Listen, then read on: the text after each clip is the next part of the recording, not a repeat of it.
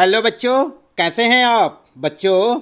आज हम पढ़ेंगे कक्षा 7 सामाजिक अध्ययन के अंतर्गत सामाजिक एवं राजनीतिक जीवन विषय का पहला अध्याय समानता। हम आपको बताएंगे बच्चों इस पाठ से संबंधित प्रश्नों के उत्तर अभ्यास प्रश्न उत्तर में। तो आप लगातार देखते रहें वीडियो और जुड़े रहें हमारे साथ। सबसे पहला प्रश्न है यहाँ पर बच्चों, लोकतंत्र में सार्वभौमिक वयस्क मताधिकार क्यों महत्वपूर्ण है। तो जानते हैं आपने पाठ में पढ़ा होगा, नहीं जानते चलिए कोई बात नहीं, उत्तर में देख लेते हैं। उत्तर लिखेंगे लोकतंत्र में सार्वभौमिक वयस्क मताधिकार का महत्व और हेडिंग डालकर लिखें बच्चों। नंबर 1, सार्वभौमिक वयस्क मताधिकार भारत के सभी नागरिकों को प्राप्त है। ठीक है।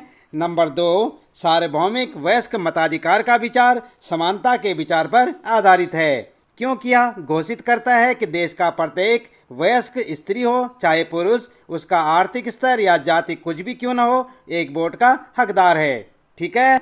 अगला लिखेंगे तीसरा पॉइंट यहाँ पर, सार्वभौमिक वयस्क मताधिकार के माध्यम से भारत का प्रत्येक नागरिक अपने प्रतिनिधियों का चुनाव स्वयं करता है। ठीक है बच्चों, और आपके पहले प्रश्न का उत्तर हो जाएगा। दूसरा प्रश्न है यहाँ पर आपका, बॉक्स में दिए गए संविधान के अनुच्छेद 15 के अंश को पुनः पढ़िए और 2 ऐसे तरीके बताइए जिनसे यह अनुच्छेद असमानता को दूर करता है।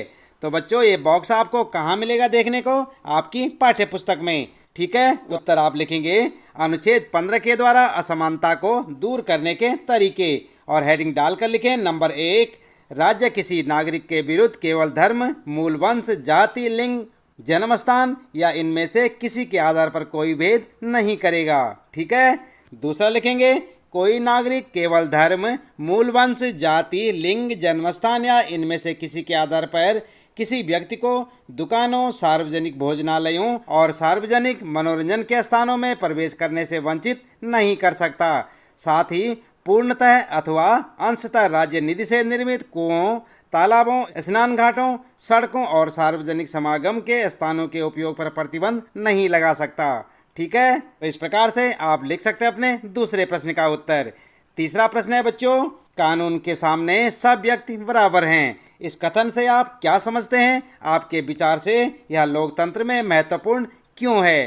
तो क्या समझते हैं आप बच्चों, क्यों महत्वपूर्ण है। उत्तर में आप लिख सकते हैं, कानून के समक्ष सभी व्यक्ति बराबर हैं, इससे तात्पर्य है कि, और हेडिंग डालकर लिखेंगे नंबर 1, कानून के समक्ष सभी व्यक्ति समान हैं, चाहे वह भारत का सबसे बड़ा पद राष्ट्रपति का हो या एक सामान्य नागरिक का। सभी को एक तरह के अपराध के लिए एक ही तरह के दंड देने का प्रावधान है। ठीक है। दूसरा पॉइंट लिखेंगे बच्चों, कानून किसी भी व्यक्ति के साथ उसके धर्म, जाति, लिंग, वंश, क्षेत्र के आधार पर भेदभाव नहीं करता। कानून के समक्ष भारत के सभी नागरिक एक समान हैं। हमारे विचार से कानून के समक्ष समानता से लोगों में यह संदेश जाता है कि देश में किसी के साथ भेदभाव नहीं हो रहा है और हम कानून के समक्ष सामान्य जनता का भी वही महत्व है जो एक बड़े पद पर बैठे व्यक्ति का। इससे लोकतंत्र काफ़ी मजबूत होता है। ठीक है बच्चों। अगला प्रश्न है चौथा, भारत सरकार ने 1995 में विकलांगता अधिनियम स्वीकृत किया था। यह कानून कहता है कि विकलांग व्यक्तियों को भी समान अधिकार प्राप्त हैं और समाज में उनकी पूरी भागीदारी संभव बनाना सरकार का दायित्व है। सरकार को उन्हें निःशुल्क शिक्षा देनी है और विकलांग बच्चों को स्कूल की मुख्यधारा में सम्मिलित करना है। कानून यह भी कहता है कि सभी सार्वजनिक स्थल जैसे भवन, स्कूल आदि में ढलान बनाए जाने चाहिए जिससे वहां विकलांगों के लिए पहुंचना सरल हो। और आप देख रहे हैं बच्चों, इस प्रकार का आपको एक चित्र देखने को मिलेगा आपकी पाठ्य पुस्तक में और आगे यहाँ पर देख सकते हैं। चित्र को देखिए और उस बच्चे के बारे में सोचिए जिसे सीढ़ियों के नीचे लाया जा रहा है। क्या आपको लगता है कि इस स्थिति में विकलांगता का कानून लागू किया जा रहा है, वह भवन में आसानी से आ जा सके, उसके लिए क्या करना आवश्यक है। उसे उठाकर सीढ़ियों से उतारा जाना उसके सम्मान और उसकी सुरक्षा को कैसे प्रभावित करता है। क्या लिखेंगे आप उत्तर में। उत्तर में आप लिख सकते हैं, उत्तर लिखेंगे, उपरोक्त चित्र में विकलांगता कानून का पालन नहीं किया जा रहा है क्योंकि भवन में ढलान नहीं बना हुआ है, इसलिए बच्चे को सीढ़ियों के माध्यम से लाया जा रहा है। दूसरा लिखेंगे, विकलांग व्यक्ति के लिए आसानी से भवन में आने जाने के लिए सीढ़ियों के स्थान पर ढलान का निर्माण किया जाना चाहिए। अगला लिखेंगे तीसरा, उसे सीढ़ियों से उठाकर लाने ले जाने से उसके आत्मसम्मान को ठेस पहुंचती है। वह अपने को अक्षम मानने लगता है, जिससे उसका आत्मबल कमजोर होगा। उसे बार बार सीढ़ियों से चढ़ाने और उतारने से दुर्घटना हो सकती है, जिससे उसे शारीरिक चोट पहुंच सकती है। आई बात समझ में? तो इस प्रकार से आप अपना उत्तर लिख सकते हैं।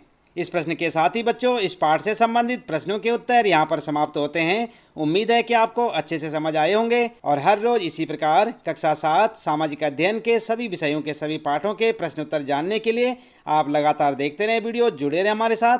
और यदि आप चैनल में पहली बार आए हैं तो चैनल को सब्सक्राइब अवश्य कर दें, बेल आइकन भी दबा दें बच्चों, ताकि आपको आने वाली प्रत्येक पाठ की वीडियो की नोटिफिकेशन मिलती रहे। मिलते हैं अगली वीडियो में नए पाठ के कुछ नए प्रश्न उत्तरों के साथ।